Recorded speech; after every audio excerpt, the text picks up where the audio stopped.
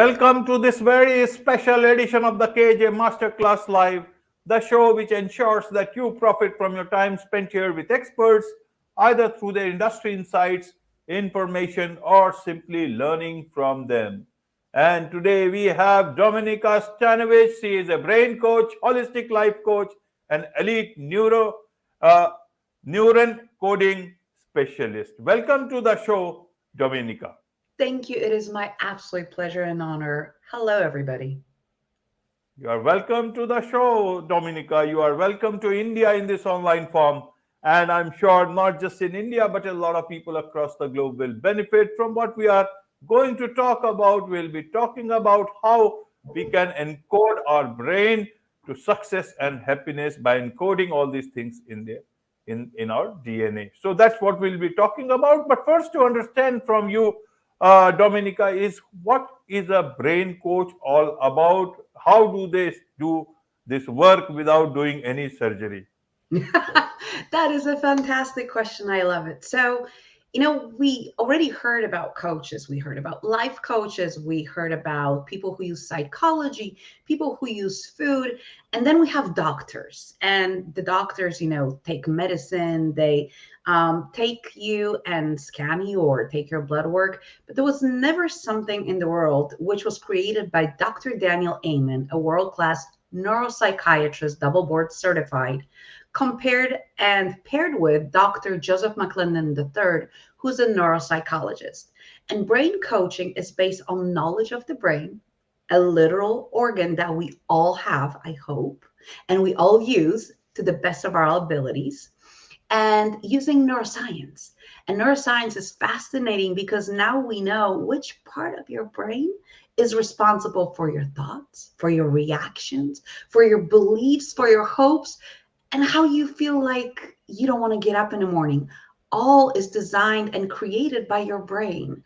We also know that your feelings are not actually feelings, they're the little chemicals released by your brain into your body, and that's how you feel a certain way. And then your nervous system reacts. So, brain coaching takes into consideration your whole body, and it works with your brain specifically based on the knowledge we have that is scientifically proven, scanned, saw. We have all this information. And we also look at your blood work, because if your body is not producing something called a neurotransmitter, then your brain doesn't have the little building blocks and it cannot repair itself. And guess what? It is amazing. Neuroplasticity, which is part of my work, is actually your brain being able to change. And you can design that change without the world influencing you. You can actually influence your brain if you choose to change. So brain coaching requires knowledge, a little bit of medicine, a little bit of your holistic approach, psychology, neuroscience, and also neuroplasticity, as well as the functioning of a human and how everything in our body is connected.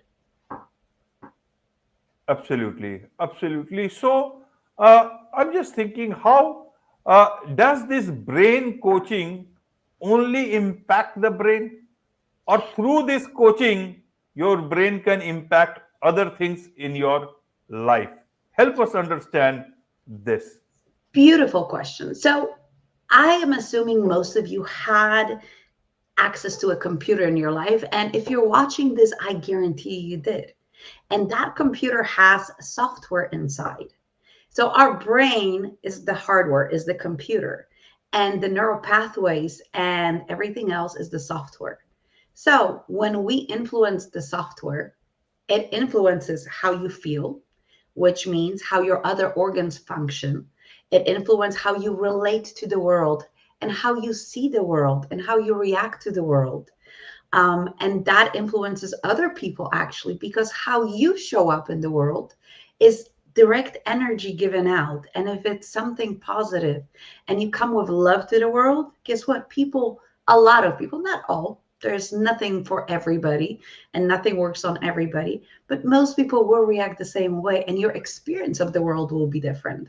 So to be honest, your little world can become a big world because you'll be sharing the joy, the happiness, and as depression is contagious, and notice that when you walk into the room, sometimes you feel this atmosphere of sadness, and everybody's sitting down with their shoulders down, their head down, and you kind of take on that persona.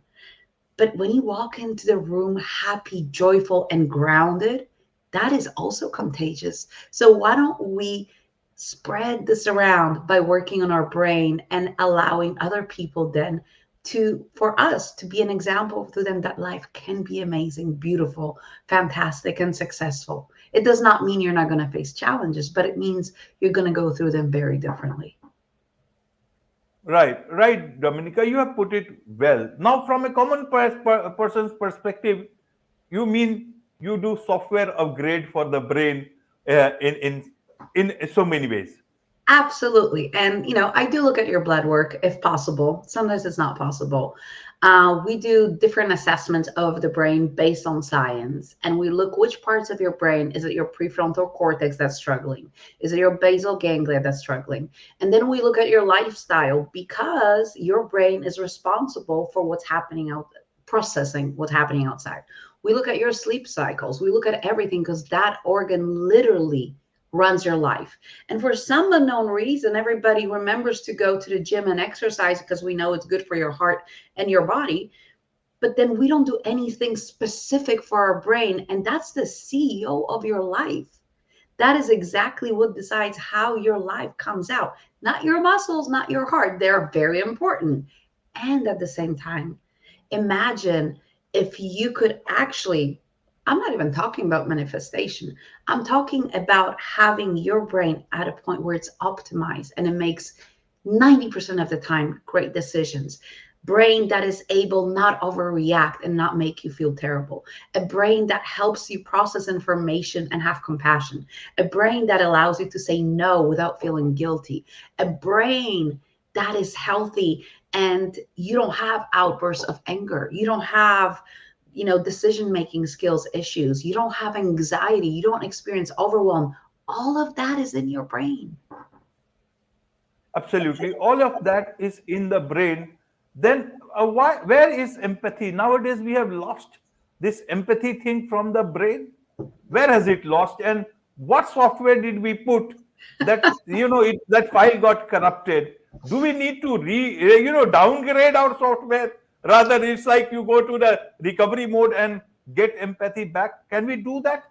Help us understand, because that leads to problems like depression, anxiety, and so many other things related, because we chose to go towards individuality that resulted into loneliness, that resulted into a lot of anxiety. The basics that was part of our being a social animal, now we are social animals still, but we want to still go for individuality, and we are very, very confused. Help us this in this part of this, to understand this part of the thing, so that we can understand what can be done, how much we can recover, if we can recover at all. So your brain is the processing machine, and whatever the world inputs, that's what it processes. And we're in a period of time, I'm also a sociologist, which means that when we have the world happening around us, we are in a process of change as a global society. And the pandemic, which we had, definitely did not help.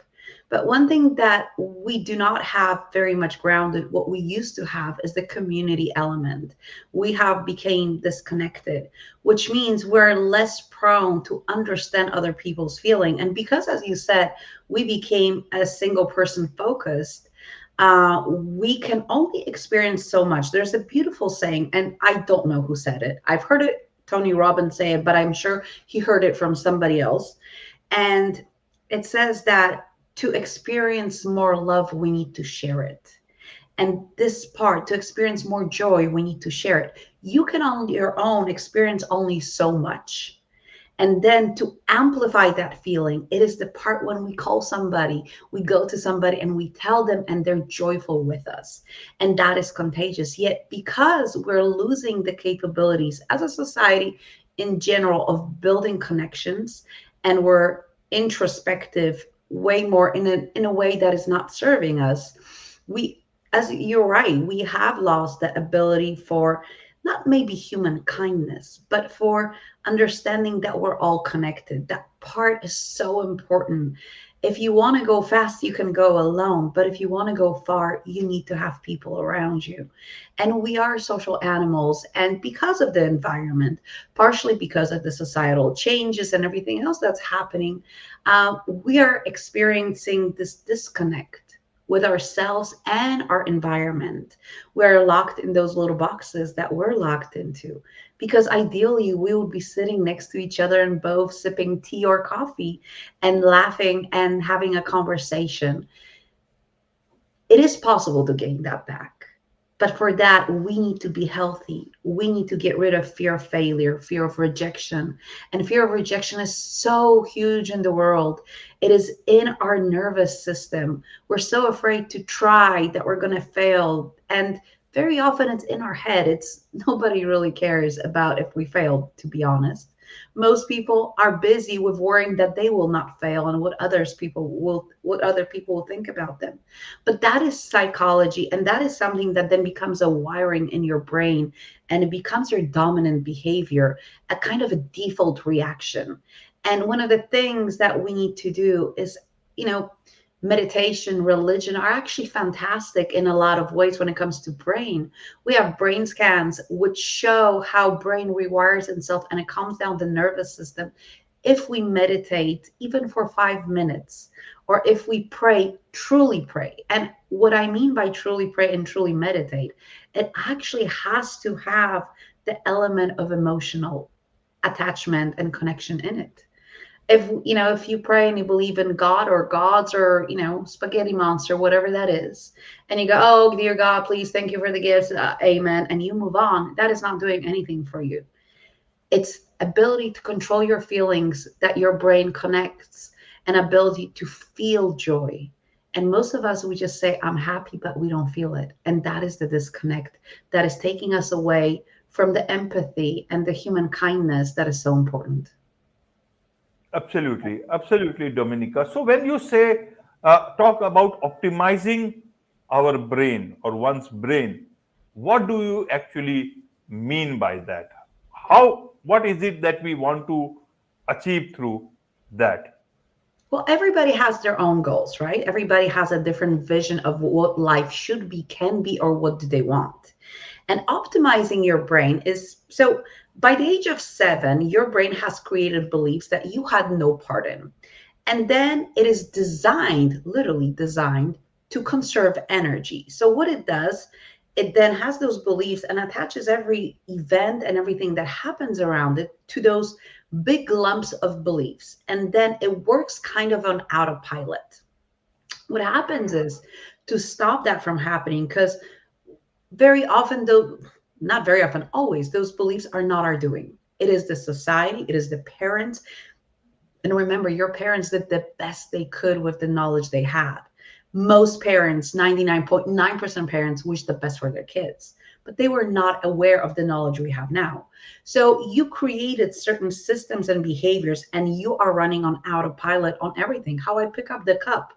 If my brain would have to think, okay, so now I'm going to drink, I'm going to extend my arm, put it to the cup, raise the cup, bring it to my face, it will burn down. So it becomes anything it can make automatic, it makes automatic. And all your reactions, how you drive, how you talk, how you react to people becomes automatic. That's not optimization, because very often those reactions don't serve you. And how that happens is at the beginning you have a tiny neural pathway. It's as thin as hair. And every time you repeat a certain behavior, then it becomes like a sidewalk. Then it becomes like a one-way street. Then it becomes a two-way street. Then it becomes a very wide street. Then it becomes a highway, and then it becomes a freeway. And when it's a freeway, it's an automatic behavior. What we do, we catch those freeways and we go, is that serving me?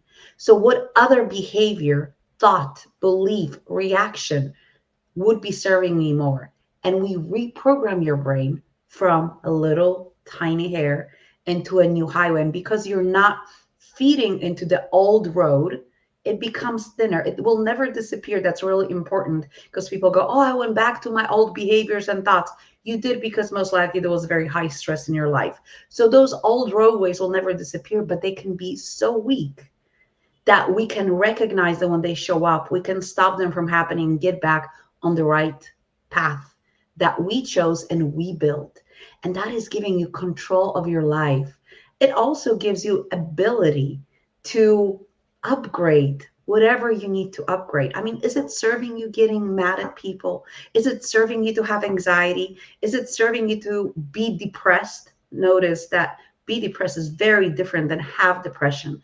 Things we have, we can give away, right? There's so many things we can play with here. And there's so many little simple things from food to your behaviors that you can do to rewire your brain and become this your default behavior. And guess what? When it becomes default, then this is what you pass on, the better version of you. And I want to bring just one more thing, because you're saying, how is it in DNA? Well, you know what they did? There was a study on mice. And yes, it is on mice, but it works the same way on people. They gave mice, one generation of mice, strawberries, and those strawberries had electric current. Now, it didn't hurt them, it just sting them, right, when they would bite. So, and we know mice love strawberries. They love fruit, so they eat them. So they stopped eating them. Then they had kids. They were not introduced to strawberries. And then those kids had kids and they introduced strawberries. Naturally, a mouse should be running towards that strawberries. When they saw strawberries, they literally ran away. They had no exposure by one generation to strawberries, yet the muscle memory, the brain created a pattern that was passed down from generation. And people say, oh, generational trauma, it does exist. It's epigenetics. And I invite you, I'm not an epigeneticist, I just use to explain things. What's amazing, we can stop that. It doesn't have to be like this. And we can do that through rewiring of our brain. Absolutely, absolutely. Now, a lot of people when they talk about mindset, they say think big. And you talk about that same thing in your book, but you also say start small. How Oh, do I you say always calibrate? Yeah, how do you calibrate? Many people just want to reach the top of the ladder as soon as they decide to think big. They don't talk about the stairs, they always think about the direct jump towards the top. And that leads to a lot of pressure on people. How Absolutely.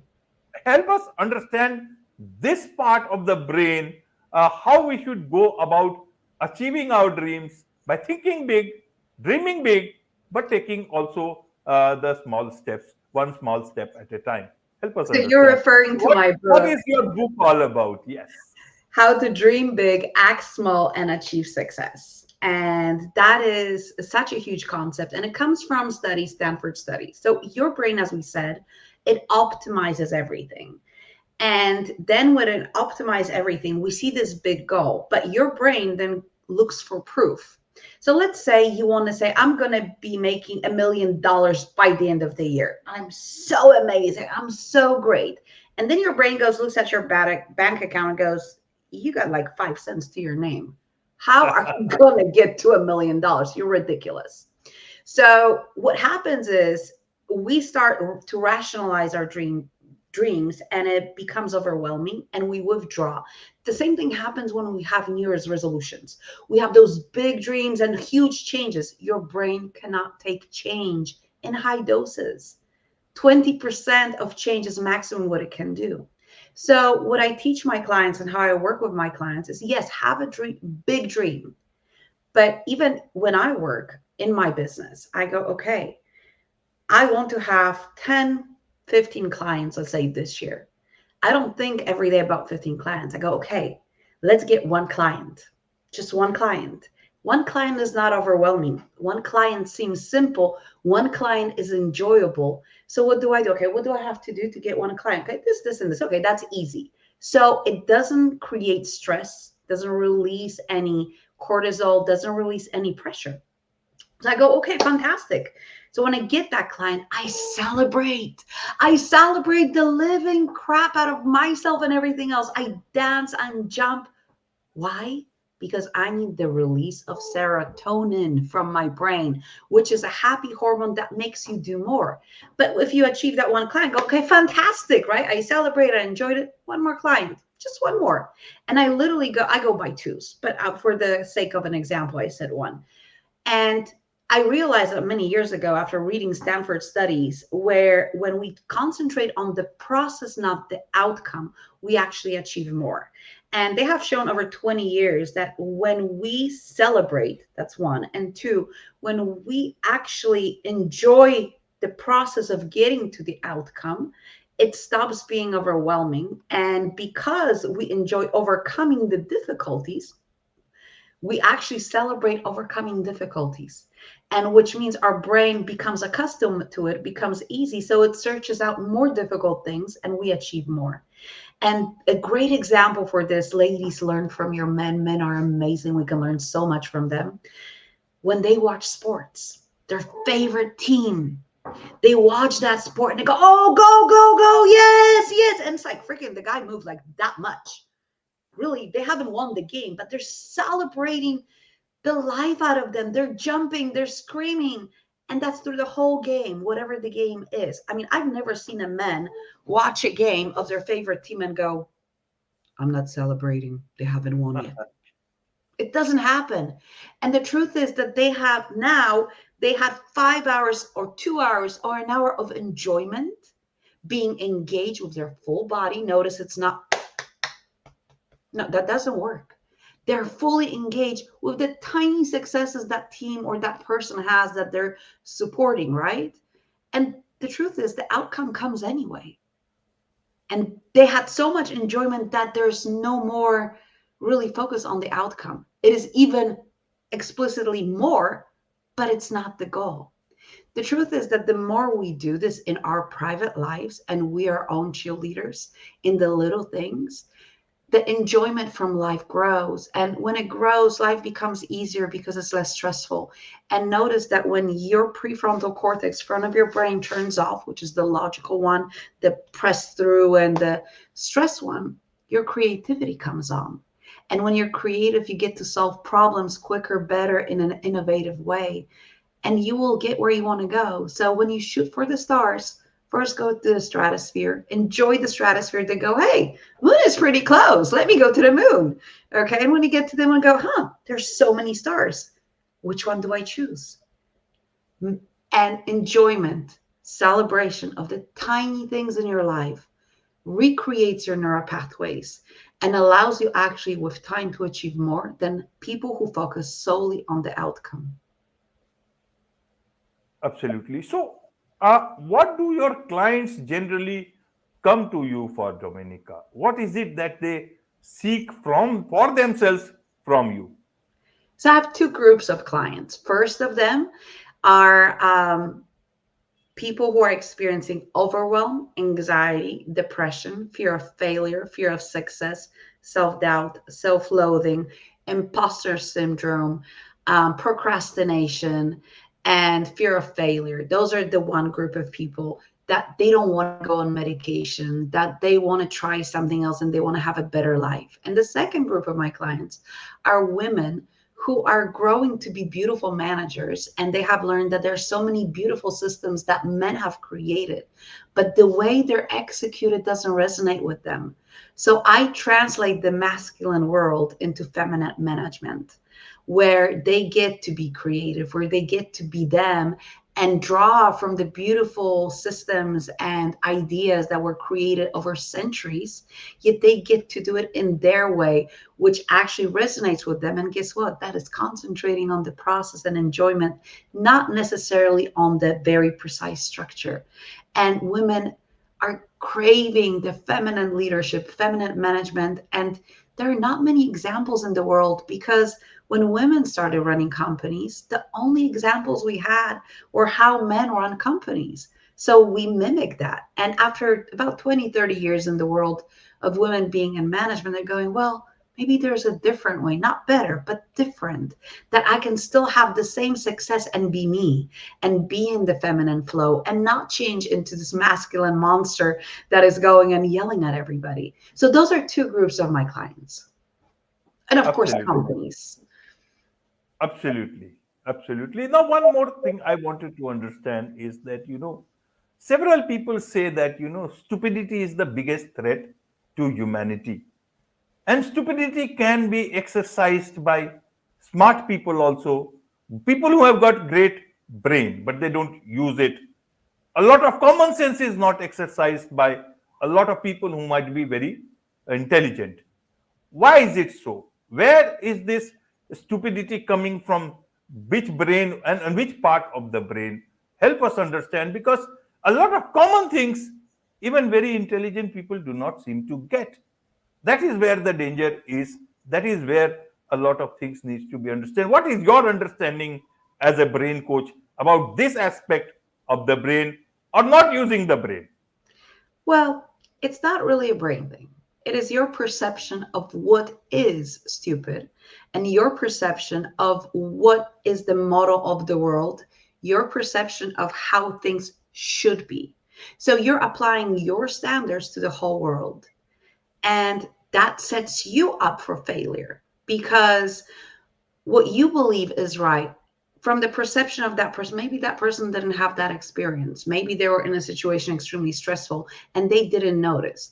I mean, to be honest, I've acted like a crazy person a few times in my life, and I'm sure you have too. And people would say, why is she acting so stupid? Well, in that part of the time, most likely I didn't know that this behavior was stupid. Maybe that was my first time experiencing something, or maybe it was a fear of standing up for myself and saying, no, I'm not doing this. I will follow the crowd, right? That's being part of the mob mentality. So stupidity per se, unless your brain is underdeveloped. So, and then you have a mental disability, like being on a spectrum, your IQ is 80/30. It's actually not stupidity. It is part of life experience and giving them grace. Because every time I think, and I do have thoughts, oh my God, that is so stupid, and go, well, yeah, I've done similar things before. Never mind. Never mind. They're learning, right? I might offer, hey, would you like to see a different solution? So stupidity per se doesn't really exist unless you're medically assessed as a person with a less brain capacity than the average person. But the average person has their own vision. And what, for example, is done by some countries, right? When we look at different cultures, different behaviors, remember, cultures have cultures within them. So what is rational for you might not be rational for somebody else. If you have a non-believer and a believer, and somebody goes, I'm going to go and pray, and I'm going to pray on it, and I'm going to find answer from God, you're like, okay, you go on your merry way. That's stupid, right? Because we need to have facts. Well, for that person, that is a way of calming down their nervous system, turning off their prefrontal cortex, and actually getting creative. There is science behind it. But in your perspective about that knowledge, maybe they're acting stupid. And the other way around, people who do believe in God and you are not following their rules, their model of the world, go, oh God, he's so stupid. I mean, how could he not believe in God? This is ridiculous. So the concept of stupidity, unless it's biologically and medically appropriate, is actually a societal concept because we've all done things that we're not proud of. If you know somebody who's proud of everything they've done, I would love to meet them. And the grace that we can give people going, well, I guess they're experiencing their world their way. This is not something I would choose. And you get to choose as a grown up people who surround you. And if you believe that somebody's actions are irrational, you have a choice. You can stay around them, explain it to them, they're willing to listen, or you can say, that person does not fit my need for growth and for certain behavior. So I'm going to let them go and I'm going to find somebody else in their place who meets my needs better. There's no reason to say, oh, they're being stupid, because it's not serving you. It's not serving them. They're not learning anything from it, but they might learn something from that experience. And sometimes offering people that is the best way to make the world a better place. I'm not saying don't judge. We all judge. That's total BS when people say don't judge. We all judge, and we have to judge because it's our survival mechanism. But then we can extend also after the judgment some grace, go, well, I've done some not so smart things in my life. Is there a way I can support that person? And maybe because of your guidance, they will not do it again. Or maybe they need to do, look at us when we're dating at the beginning, if there's no arranged marriage. How many people we date before were stupid people that we knew we shouldn't date? We knew it and we went on those dates anyway, right? It happens. It's a part of beautiful human experience. We have stories to tell later on, and we get the guidance to pass on to the younger generations or to people around us. So enjoy people who do things that you do not consider common sense, because actually for them they do make sense at that moment in time. And it's their pathway to growth if they choose so. Absolutely. Brilliant. Brilliant explanation. Brilliant way to help people understand, including me, because I have not gotten any answer as good as this one to look at it, from a different perspective. People stay in different worlds at the same time. And later on, sometimes their world can come correct if we look at it from that point of view later on, because it's all about perception, and it's not about being stupid until unless it's a medical condition in anyone. Wonderful. Very, very impressed with this explanation, Dominika. And I'm sure a lot of people will get this understanding through this, which we will run certainly separately as a separate bite. There is much to learn from you, Dominika, and I'm sure a lot of people would want to know more about you, learn from you, and also engage professionally with you. So, what is the best way for them to connect with you? Absolutely. So if you're an individual or a company, or you're doing an event, you can always reach out to me at yourbraincoachd.com. That's my website. You can find me on Instagram, Your Brain Coach D, Facebook, Your Brain Coach D. Those are the social media part. And also you can always go, to Amazon, check out the book. It's on Kindle, so it's on the lowest possible price, basically, if you're and you can read it and you can learn and you can always ask me questions. I'm one of those that if you text me a question on one of my social media, I will answer if I have time. And I try to support people no matter if you're my paying client or just a person who's engaged. You can also go to YouTube and see my channel. All the little informational videos and little trainings are on there. That's also Your Brain Coach D. Wonderful, wonderful. With this, it's a wrap on this very special edition of the KJ Masterclass Live. Thank you so much indeed for joining us. It was my absolute pleasure. Thank you.